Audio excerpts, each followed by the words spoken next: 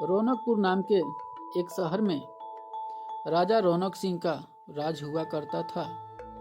वो हमेशा अपनी प्रजा के हित में कार्य किया करते थे। वहाँ की प्रजा बहुत खुश रहती थी। एक दिन गिद्ध आकाश में भूतिया पेड़ के बीज लेकर उड़ रहा था। जैसे ही गिद्ध रौनकपुर पहुंचा तो उसके मुंह से एकदम बीज रौनकपुर के बीचों बीच गिर गया। बीज भूतिया था, इसलिए अगले ही दिन वो पौधा बन गया।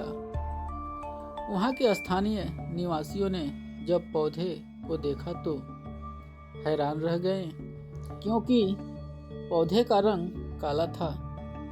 बाद में लोगों ने आपस में चर्चा की और यह समझा कि खेत में उगने वाला कोई घास पात या वनस्पति होगी।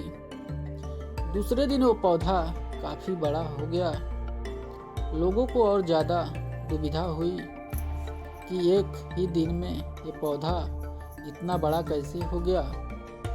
होते होते वो पौधा तीसरे दिन पेड़ बन गया। समय बीता और लोग भी तेजी से बढ़ने वाले पौधे के बारे में सोचकर परेशान हो रहे थे। वो इस मामले को राजा के पास लेकर गए। ऐसे ही जादुई पौधे का पता चलते ही राजा तुरंत उस जगह पर पहुंच गए। राजा को जैसे ही पता चला कि एक काले रंग का पौधा 3 दिन में पेड़ बना है, तो वो भी उस पेड़ को हैरानी से देखने लगे। राजा उस पेड़ के पास चौथे दिन पहुंचे थे और तब तक पेड़ और बड़ा हो चुका था। वो इतने तेजी से फैला था कि किसी को यकीन ही नहीं हो रहा था। राजा समझ गए थे कि काला रंग का है, इसमें जरूर कुछ जादू टोना होगा। इसी सोच के साथ राजा ने घोषणा कर दी कि जो भी इस पेड़ को खत्म करेगा उसे वो इनाम के तौर पर 1000 सोने के सिक्के देंगे। यही नहीं, राजा ने यहाँ तक कहा कि पेड़ को खत्म करने वाला व्यक्ति मेरी मृत्यु के बाद मेरी राजगद्दी पाने का हकदार भी बनेगा। इतनी बड़ी घोषणा सुनने के बाद हर कोई पेड़ खत्म करने के लिए अपना दिमाग लगाने लगा। राजा के सारे चतुर मंत्रियों ने भी तरकीब लगाई, लेकिन पेड़ को कोई भी नष्ट नहीं कर पाया।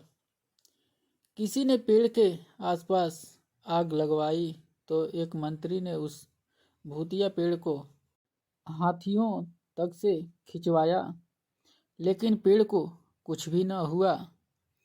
अब लोगों के मन में डर बैठ गया और उन्हें लगा कि पक्का यह ऐसा वैसा नहीं बल्कि भूतिया पेड़ है। तभी उस गांव के एक समझदार व्यक्ति को राजा की घोषणा का पता लगा। जानकारी मिलते ही वह अपने गुरु के पास भूतिया पेड़ से जुड़े रहस्य को जानने के लिए पहुंच गया।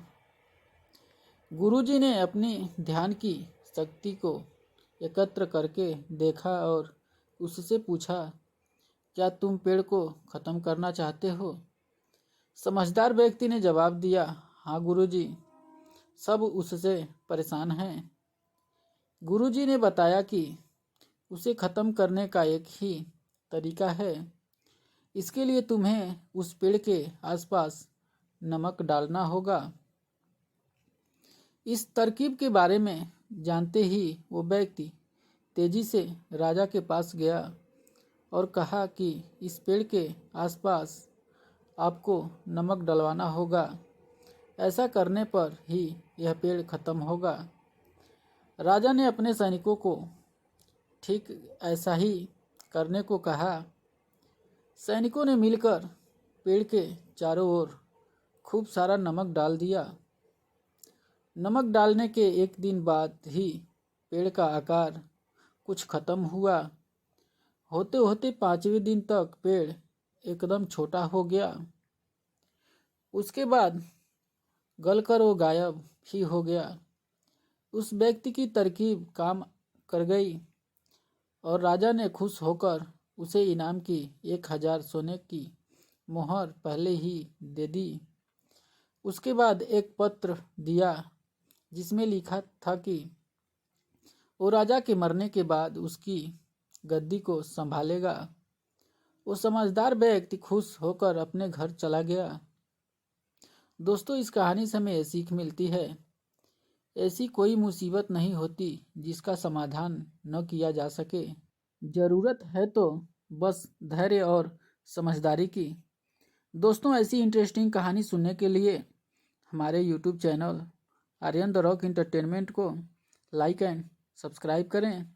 चलिए मिलते हैं नेक्स्ट वीडियो में कुछ अलग कुछ नए अंदाज के साथ। तब तक के लिए बाय बाय, नमस्कार।